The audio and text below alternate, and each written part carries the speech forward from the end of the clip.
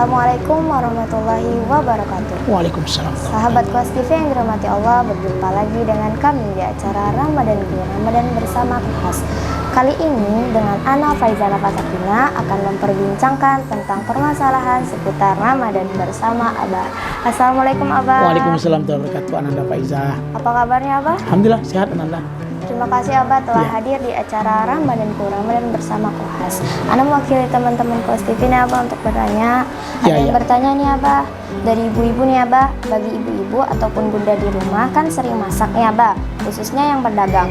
Yang jadi pertanyaan, bolehkah mencicipi masakan walaupun hanya di ujung lidah? Apakah dapat membatalkan puasa Abah? Baik. Pemirsa yang dirahmati Allah SWT, yang dirahmati Allah SWT dan Anda Faizah, ya. Kita tahu yang namanya ibu, yang namanya orang tua pengen memberikan masakan yang paling enak. Apalagi pedagang-pedagang kita pengen berjualan yang paling sedap. Jangan sampai ketika dijual mungkin terlalu masak, mungkin tidak kati rasa dan macam-macam. Maka ini dibahas oleh ulama, bahkan disampaikan oleh Rasul dalam hadis dari Ibnu Abbas, ya, la ba'sa ayazuqal khul, ya. Boleh kita mencicipi makan selama tidak sampai khalquhu, sampai kerongkongan. Jadi bahasanya hanya perasa. Kan lidah kita ini ada 3 tingkatan, ya. Ada tingkatan perasa, ada memang tingkatan yang sekedar tahu rasanya. Jadi sekedar dikit, kemudian tahu masinnya, ya, tahu keadaan makanan, maka hal tersebut tidak membatalkan puasa. Yang tidak boleh nyicip sampai 1 gelas, 1 sendok besar, atau 1 piring, atau namanya bukan nyicip makan. Karena nyicip itu hanya sekedar tetesan saja, untuk merasakan manis dan tidaknya, asin dan tidaknya suatu makanan. Kalau enaknya tidak dalam mencicipi, tapi harus dimakan. Tapi biasanya kalau orang ahli masak, lah nampak rasanya itu, lah nampak pula nikmat dari makanan tersebut. Maka Rasul mengatakan tidak masalah, dan dibahas oleh para ulama tidak masalah, selama tidak masuk ke halquhu, ke dalam tenggorokannya. Kalau masuk dalam tenggorokan, maka dia membatalkan puasanya. Jadi Ananda, ketika dia yazuk saja, ya, al-khul, maka ulama mengatakan tidaklah membatalkan puasa selama lam yadkhul al-khalq, selama tidak masuk ke dalam tenggorokannya. Jadi tidak masalah mencicipi, karena itu hanya sekedar untuk memberikan keyakinan terhadap masakan yang dimasak. Rasa-rasanya pemirsa, ya, kalau emak kita masak terlalu masin kan kacau. Emak kita masak tidak ada rasa juga kacau. Maka mereka butuh untuk merasakan saja makanan yang disiapkan untuk berbuka tersebut. Maka ulama membolehkan dalam konteks yang disampaikan oleh Ibnu Abbas dalam hadis Rasulullah SAW, la ba'sa ayazuqal khul, ya, jadi tidak masalah. Khul itu dalam bahasa ini adalah cuka, ya.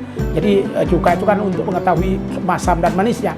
Nah, tapi kalau ini kan tidak itu, karena zaman Rasul belum ada penyedap rasa yang cukup tinggi, kemudian juga belum ada masakan-masakan yang unik-unik.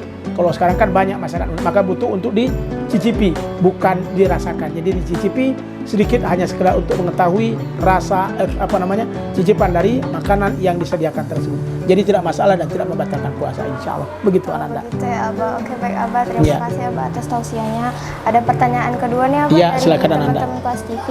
Selama Ramadan mungkin kita pernah mengalami sakit Abah, dan kita diharuskan ikhtiar untuk berobat. Apakah berbekam atau disuntik dapat membatalkan puasa Abah? Ya, karena memang al-wiqayatu khairu minal ilaj, mencegah itu lebih baik daripada kita mengobati. Sekalipun kita sakit bukan berarti kita tidak bisa berobat, silakan. Namun harus menjaga kehati-hatian dalam obat, ya. Karena kalau misalnya kita salah, takutnya kita menjadi masalah. Tapi ada fatwa ulama, ya, tentang al-huknah wal hijamah. Kalau hijamah dalam sabda Rasul, berbekam tidak membatalkan puasa. Huknah pun tidak membatalkan puasa selama huknah atau suntikan yang digunakan bukan doping. Misalnya Ananda Faizah mau suntikan, sekarang ada suntik kuat Ananda. Kuat artinya kayak pemain bola supaya dia tidak capek, ya, kayak dia seorang traveler supaya dia tidak pingsan, maka disuntik. Suntiknya suntik doping untuk memperkuat, itu batal. Tapi kalau suntiknya memang huknah yang jelas kayak kemarin kita waktu Covid, ya. Dan kalau waktu Covid Abah sendiri suntiknya siang, kan tidak mengenyangkan itu. Karena kita suntik untuk Covid, ya. Artinya suntik vaksin ketika itu, dan itu tidak membatalkan menurut pandangan ulama. Kenapa? Karena dia bukan mengenyangkan atau sesuatu yang dapat menguatkan dirinya. Tapi kalau suntiknya untuk zat makanan kayak orang diimpuskan itu ada zat makanan Ananda, ya. Jadi dia masuk, kemudian dia jadi kenyang, itu batal. Tapi kalau huknahnya bukan huknah, suntiknya bukan suntik mengenyangkan, suntik yang seperti tadi vaksin, ya, maka ulama membolehkan, sama dengan hijamah, sama dengan berbekam. Kalau dalam Rasul la yubtil, sabda Rasul tidaklah membatalkan al-hijamah, karena hijamah itu adalah sesuatu yang dilakukan Rasul untuk menghindari penyakit. Jadi untuk membersihkan darah dilakukanlah yang disebut dengan bekam, ya, karena bekam kan tidak memasukkan, justru mengeluarkan, yang tidak boleh memasukkan. Jadi hijamah dan huknah dalam bahasa agama dan bahasa Arabnya, hijamah itu bekam dan huknah yakni suntik adalah tidak membatalkan selama tujuan dan keadaannya bukan untuk doping dan mengenyangkan bagi suntik, dan hijamahnya pun hijamah yang jelas, bekamnya pun bekam yang jelas, bukan bekam untuk, kalau bekam rasanya tidak ada untuk mengenyangkan, bekam untuk mengeluarkan darah dari hal-hal yang kotor dalam penyakit tubuh kita, sehingga insya Allah kita sehat. Karena memang puasa itu menyehatkan kita.